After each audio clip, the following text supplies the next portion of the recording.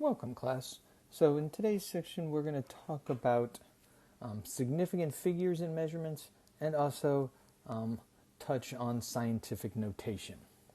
So first of all, what are significant figures and what are they used for? Well, first of all, significant figures allow us to tell how certain we are about a measurement, right? So based on how many digits that we express a measurement to, gives us a level of certainty, or how certain we are, or how precise that measurement might be. Now, the level of uncertainty is often determined by the instrument that we use to make our measurement. So, for example, if we look at the two pictures here, and we have on the left-hand side here a typical, say, kitchen balance here, and if we look at the scale down here, we can see that this balance is marked every 1 gram. So that means we can be certain whether something is 1 gram or 2 grams, etc., right? So we can be certain of the number of grams. Now, as with any measurement or with any measuring device, right, we estimate between the digits. So we do this all the time when we make measurements with a tape measure or a ruler or something. It falls between two numbers. We estimate, where it is in between this, and we add that next digit. This is what we call the uncertain digit, right? And the uncertainty in a measurement is always in the last digit or the last significant figure in that measurement, right? And that's the one that we estimate. And so in this case, we can estimate to the 10th of a gram, right? So we can look at where it falls, and it falls, somewhere in between 1 and 2. We estimate that the line is, it's 2/10 of the way there. So we're going to take that space and imaginarily divide it into 10 and pick one where it is, right? And it's clearly an estimate. And so we would read this as 1.2, where the 1 is our certain digit and the 2 is our estimated digit. So we can record the mass here to 2 significant figures, right, out to the 10th of a gram with this instrument. Now, if we look at the instrument on the right here, right, where it has markings every 10th of a gram, right, so we can not only know what the gram is, right, we can use the markings on here to tell me what the 10th of a gram is. So I can see here that this number falls somewhere between 1.2 grams and 1.3 grams.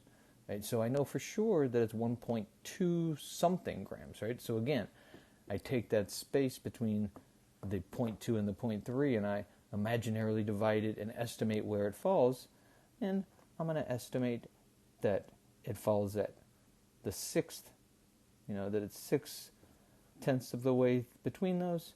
So I'm going to estimate that in this case, the second decimal place, or the hundredths place, is at 0.6. So this, again, is my estimated digit. So I can read this mass out to 3 significant figures, or out to the hundredths place at 1.26 grams, because of the different instrument, because this instrument allows me to estimate the second decimal place, whereas this one I have to estimate the first decimal place, or the 10ths of a gram. So the instrument we use can dictate how many digits we can express in our answer. So some of you might be wondering, if we were using an electronic balance, right, we don't have to do this. The instrument does it for us. And so when we use an electronic balance like you will in lab, we record whatever the instrument reads us, right? And you might notice that the last digit, whatever it happens to be, tends to bounce up and down a little bit, right? That is, by default, what the instrument is estimating that last digit to be, whether it's the 3rd decimal place or the 4th decimal place or whatever it might be, depending on the electronic balance. But we don't have to manually do it. It does it for us. And so the more significant figures we have in a measurement, the higher the certainty, right? Precision. So we can we can know the weight of this nut to a higher level of precision than what we do here, right? We can know it out to 2 decimal places to the nearest hundredths of a gram, where here we can only know it to the nearest tenths of a gram. Okay. So that's the point of significant figures, is to give us this idea of level of certainty we have about a measurement. Now, we're going to look at 2 different aspects of significant figures. The first one is simply, if we are given a measurement, if we're given a number, how do we look at that number and say, that's how many significant figures are in that number? Right? Because not every number we write down is significant. So we need to be careful about that. And then lastly, how do we deal with significant figures when we're doing mathematical stuff? So when we're doing calculations with measurements, how do we determine how many significant figures should be on our answer?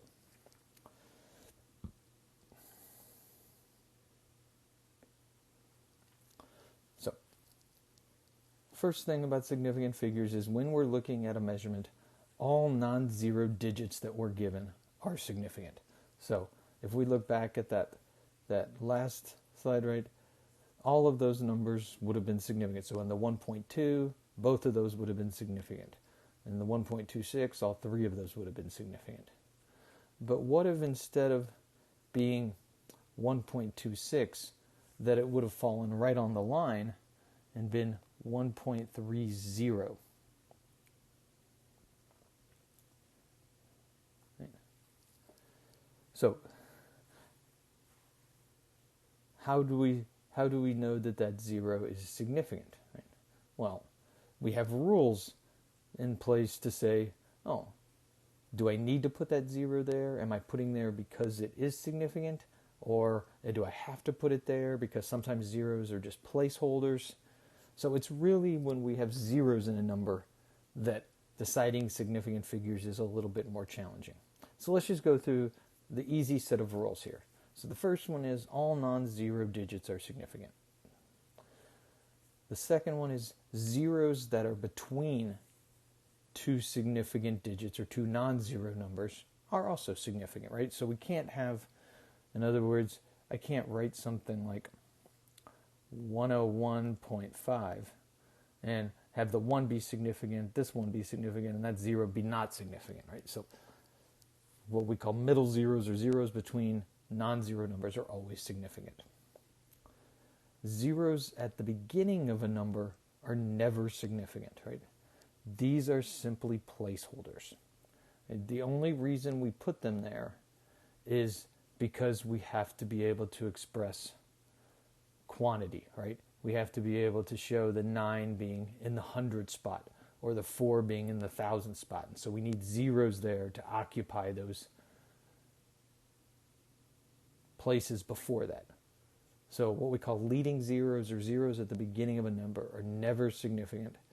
One good way to keep that in mind is that if we're looking at a number like this, we never start counting significant figures until we get to the first non-zero number. So once we get to 4, well, then that becomes a significant figure. It's a non-zero number. And then we go from there. Now, what about zeros at the end of a number like we see here? How do we know if those are significant or not significant? Well, the key is the decimal point. So if a number has a decimal point, then any 0 at the end of a number with a decimal point is always significant. So, for example, these 2 zeros are significant because they're at the end of a number with a decimal point. Same thing in these 2 examples, right? These are here, these are significant, these are significant. So basically, any 0 at the end of a number with a decimal point are significant. And the simple reason for that is we only put them there because they're significant. We could just as easily write this number as 0.004, right? If those zeros weren't significant. We don't need them there, so the only reason to put them there is if they are significant.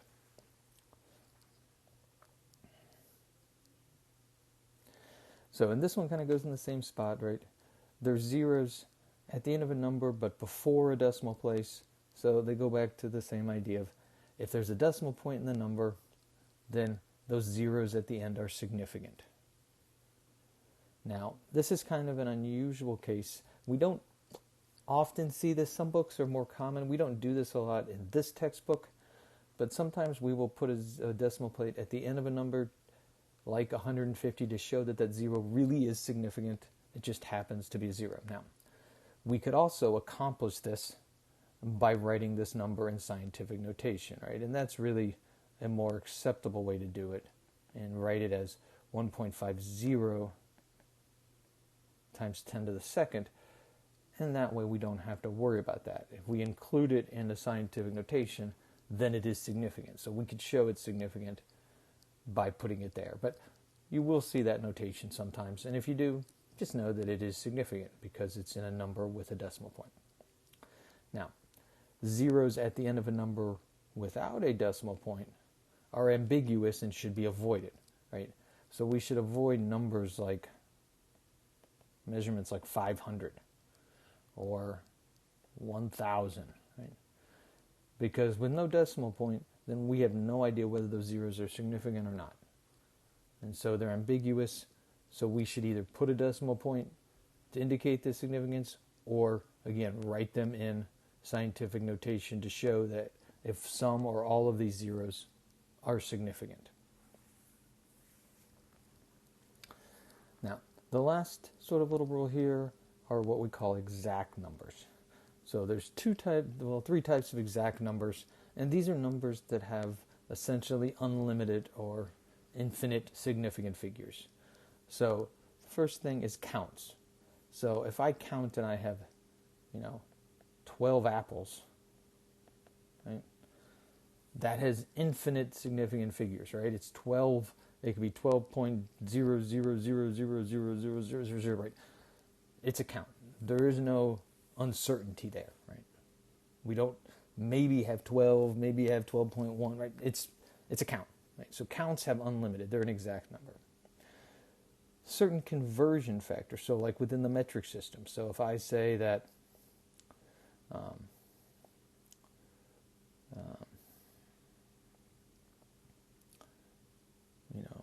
1 centimeter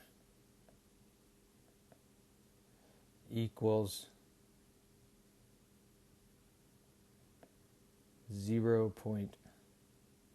let's do it this way, 1 times 10 to the minus second meter, right? There's unlimited significant figures, right? It's 1.00000 centimeters. Or even certain English conversions, like 1 inch equals 2.54 centimeters. Right? That's an exact measurement. So when we use these in calculations, we don't have to worry about them changing the number of significant figures in our answer. Now, the last part that I don't have in here is numbers in equations. That's what it's called. So, for example, the one in the book tells me that if I have, for example, a radius equals the diameter divided by 2. So this 2 is an exact number here. It doesn't have any bearing on the number of significant figures that I should express my radius to. That's going to be determined by how many significant figures are in my diameter, right? And so typically that is the case, right? It's only measurements, the actual measurements, that will determine the significant figures in our answer for calculations. Okay, so now we have the rules. Let's do some quick practice just to sort of see, we make sure what's going on here. So let's just decide how many significant figures are in these different numbers here.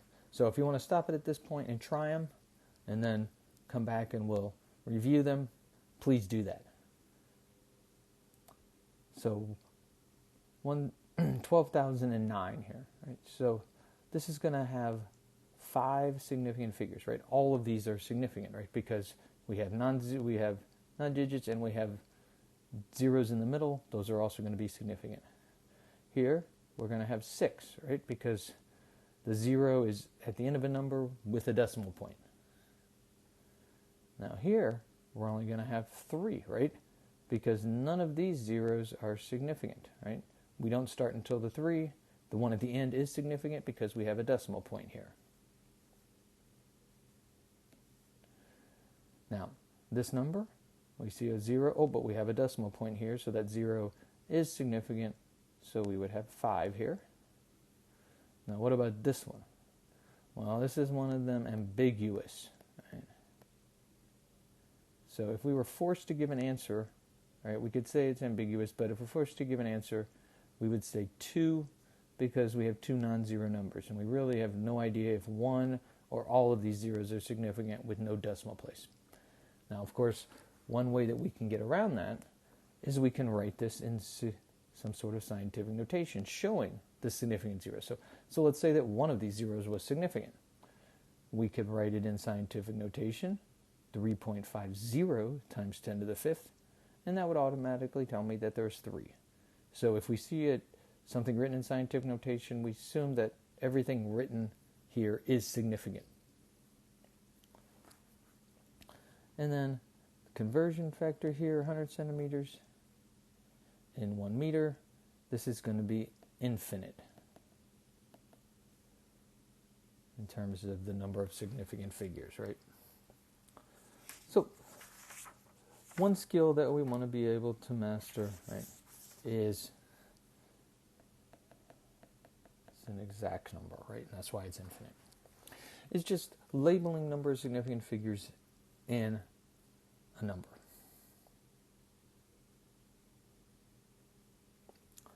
Now, the next part is calculation. How do we do this in terms of the calculations? So, essentially 2 rules. We have 1 rule for multiplication and division, and 1 rule for addition and subtraction. So let's just go through this here, and we'll do an example. So multiplication and division, it's based on the number of significant figures in our factors, right? In the numbers that we're multiplying and dividing. So for example, if I take 1.01 times 0.12 times 53.51 divided by 96.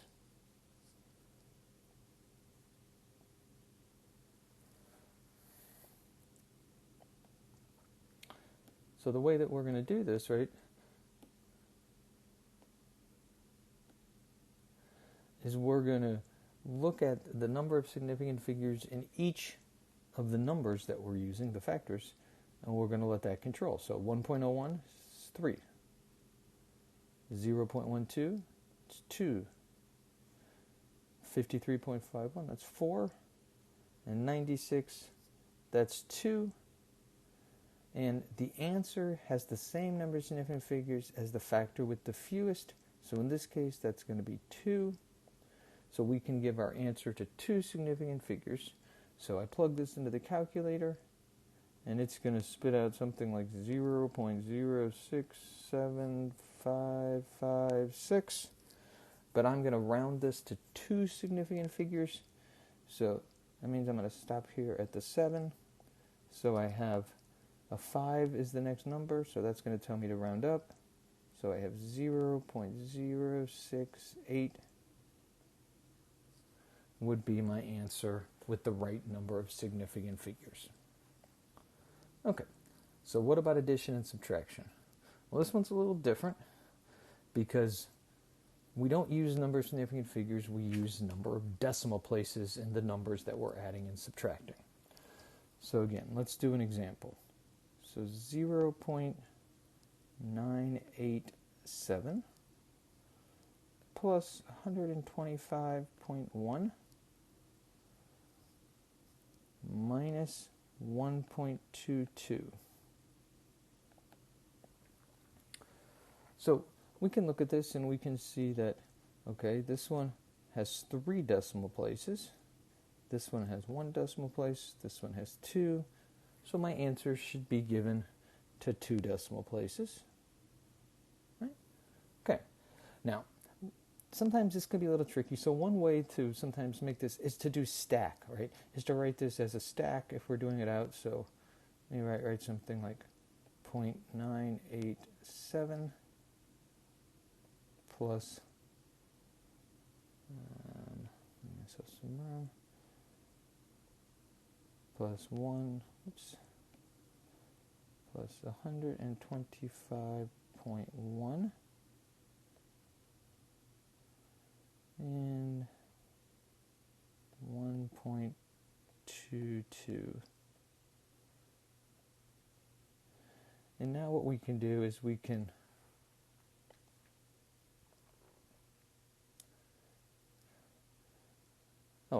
sorry, it's going to be 1 decimal place, right? I miss, since that's the smallest.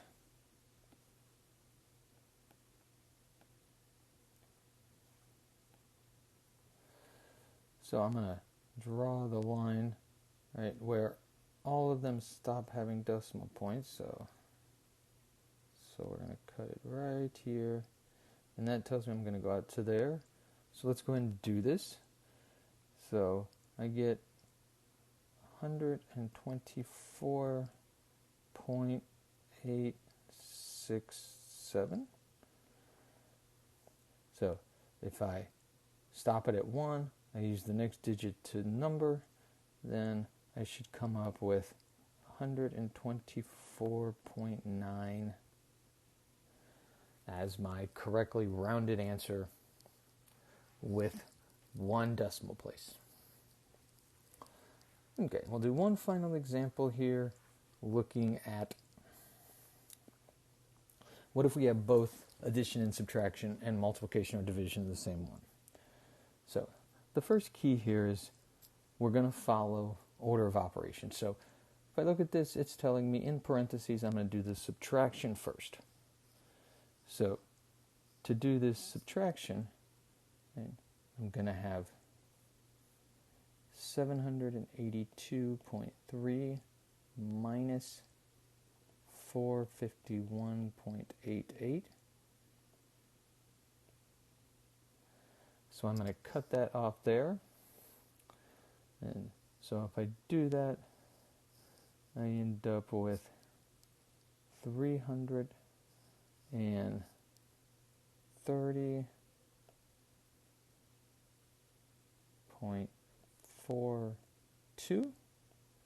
And so what this is telling me is that if I were to stop now, right, it would be go out to the 4. But this is one of the keys, is we only want to round once. So I'm going to keep that extra digit and carry it on to the second part of my equation, where I'm going to do the 3.897 times 330.42, right, since that's what the calculator gave me. Now I know the significant figures only go out to here, so I'm going to have a little line there. So I'm going to do this. My calculator is going to spit out something like 1,287.646. Now I'm doing multiplication, so I'm going to go by number of significant figures. So this number has 4. This number also has 4. Remember, we only go out to the 4 is what we know. So that means my answer can have 4. So I'm going to go 1, 2, 3, 4. So I've got to stop at the 7. I'm going to use the 6 to tell me. So the 6 rounds that up. So I'm going to end up with 1288 as my final answer with the correct number of significant figures. So a little bit about using significant figures or following significant figures through these calculations. And I will tell you right now, right, significant figures are going to be the bane of some of your existences, right? We have to keep track of them. We have to always do that. If you don't do it, and you, for example, on an exam or on a lab report, and you're not recording numbers to the right number of significant figures, or not expressing calculations with the right number of significant figures, then you will lose points. It's the same. It'll be the same thing if we don't use our units, right? So these are some things that we have to get used to doing. using units all the time, using significant figures all the time when we're dealing with measurements. The last topic I want to touch on here is a little bit about scientific notation. So my guess is that most of you are familiar with how to do scientific notation, or what we sometimes call exponential notation. And so how do we write numbers in scientific notation? Well, so the idea is we're going to express it as a number with one digit to the left of the decimal place. So we're going to move the decimal place until we only have one number to the left of the decimal place. And that becomes my exponent in my exponential notation. So any scientific notation has two parts, right? It has what we call the decimal part, which is some number, say x point, xx times 10 to the some exponent here, right? So we have the decimal portion and we have the exponent.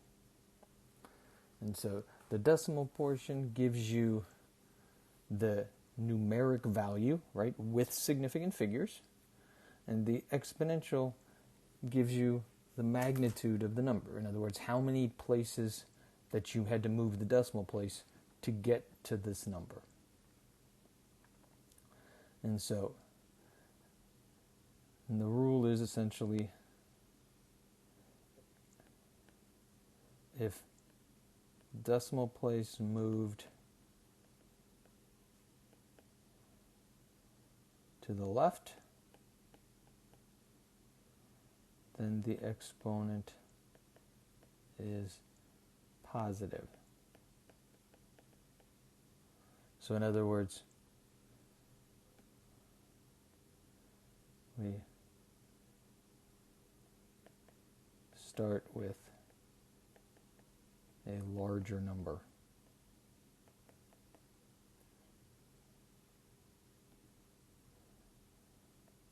If decimal point moved to the right, the exponent is negative. And that means you're starting with a small number, right? A number smaller than 1. So let's do an example here. So let's say we have this number here and we want to put it into scientific notation. So we're going to move our decimal point 1, 2, 3, 4, 5, 6, 7 spots. Okay, so we stop when we have one number to the left.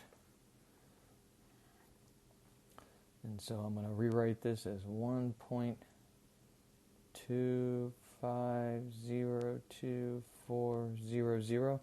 And for this exercise, I'm going to assume that all the numbers written here are significant.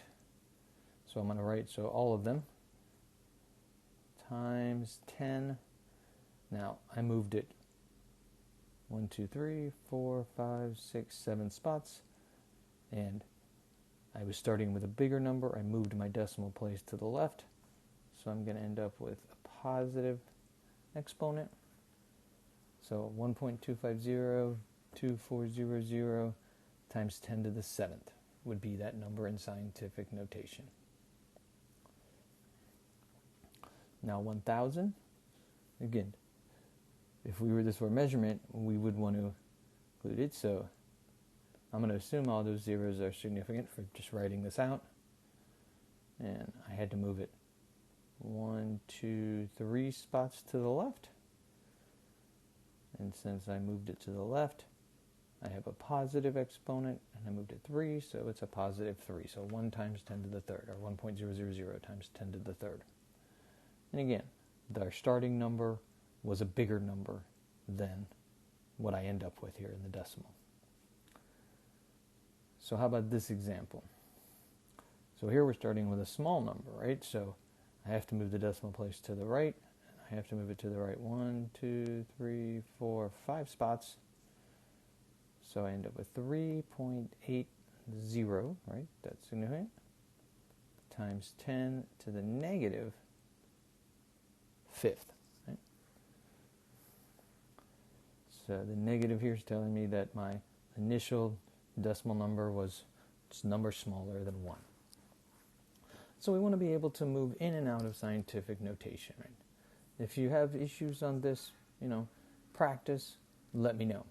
One of the things that I will point out is oftentimes we're going to work with these numbers, and sometimes we have difficulty inputting these on the calculator. So depending on the type of calculator we have, scientific calculators are either going to have an EE function, which is on a lot of sort of like simple calculators like a 30x, just like not your graphing calculators. It's often, above the x to the minus 1 key. It's a second function, right? Some calculators will write this as an EXP, but most will do it as an EE, and that is what allows you to put it into notation. So what that does is it stands for the times 10. So if I'm entering this into the calculator, I'm going to enter in 3.80. I'm going to type that in, and then I'm going to type the EE, or I'm going to hit that key, right? And on my calculator, it'll display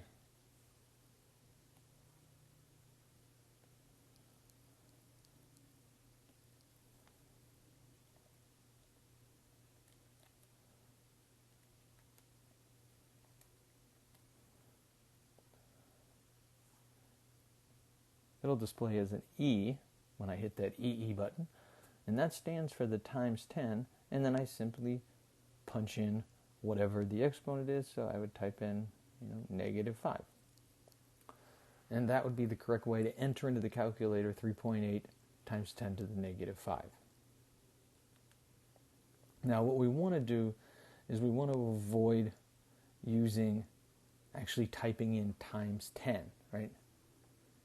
Because what that's going to do is, depending on how you do it and depending on the calculator, it may actually end up multiplying by 10, and you end up being off by a place when you get your answers to your calculation. So if we always use this EE key to do scientific notation, we shouldn't have any issues. All right, so a little bit about scientific notation.